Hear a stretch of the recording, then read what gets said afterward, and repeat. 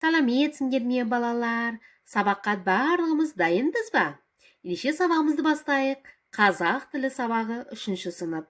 Негізгі және туынды сын есім. Сабақтың мақсаты: өз бетінше мәтіннің тақырыбын және мұғалімнің көмегімен негізгі ойды анықтау. Оқыған, тыңдаған және аудио визуалды материалдар бойынша мұғалімнің көмегімен жоспар құрып мазмұндап жазу. Негізгі туынды, зат есім, сын есім, етістікті анықтау. Балалар, енді өткенді қайталап алайық. Сын есім дегенді сен білесің. Бұны біз 1-ші, 2-ші сыныптарда да оқығанбыз. Сын есім. Дұрыс айтасыңдар. Қандай, қай деген сұрақтарға жауап береді? Басқа сөз табының қызметтерін атқарады. Түртісін білдіреді, сапасын білдіреді, дәмін, қарама қарсы сын есімдер де болады, көлемін білдіреді және сапасын, пішінін білдіретін сөз табын сын есім дейді екенбіз. Туынды болып екіге бөлінеді. Түбір сөзден болған сын есімдер негізгі, түбір сөзге жұрнақ жалғану арқылы жасалған сын есімдер туынды сын есімдер деп аталады. Сонда қандай жұрнақтар жалғауға болады? Сын есім жасау үшін зат есім мен етістікке жұрнақ жалғаймыз. Зат есімге л, д, т, сіз жұрнақтарын жалғаймыз.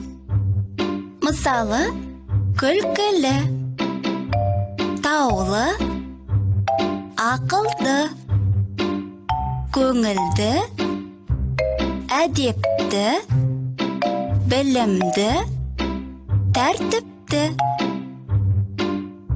Мен де айтайын: білімсіз, көңілсіз, сусыз.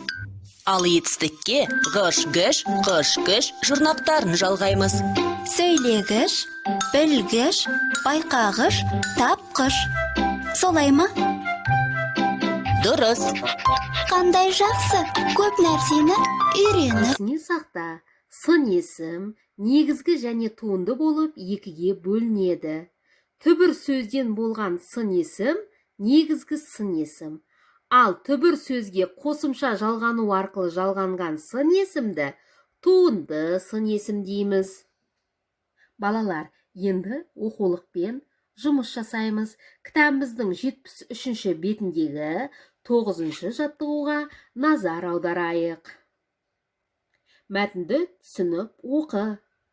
Су табиғаттағы барлық тіршілік атаулының құрамына кіреді.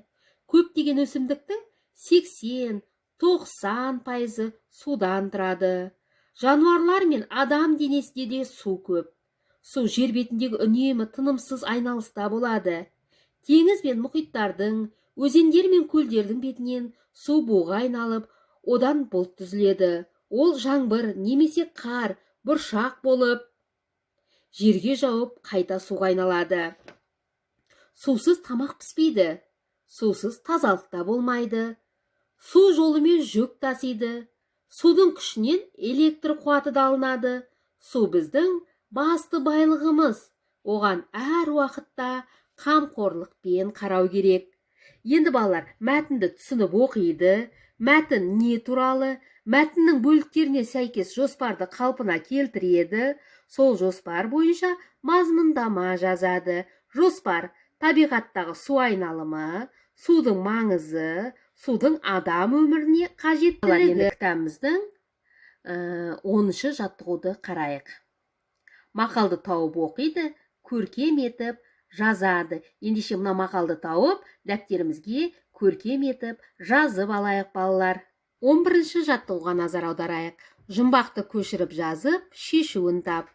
Көлді жердің үкілі аруы, өткір желдің саз тартар қаруы. Енді мына суреттерге назар аударайық. Гүл сөзінен туынды сын есім жасайық. Бұлбұл сөзінен туынды сын есім жасаймыз. Орман сөзінен туынды сын есім жасау. Бұлт сөзінен туынды сын есім жасап, менің WhatsApp желіме жібере қойыңдар. Үйге тапсырма. 12-ші жаттығу. Негізгі сын есімдерге дау деу, лау леу, тау теу, шыл шіл, ғылт ғыш жұрнақтарын жалғап, қалаған бір туынды сын есім сөйлем құрап жазады. ақ, боз, жасыл, сары, үлкен, көк, ұсақ сөздерін пайдаланады. Жұрнақ жалғанғанда негізгі сын есімдердің мағынасында өзгеріс болды ма, анықтайды. Балалар, бүгінгі сабақ сендерге ұнады ма? Сендерге қатты ұнаған тапсырма қандай болды? Ұнамаған тапсырмалар болды ма? Кәне, оны да маған айта отырайық.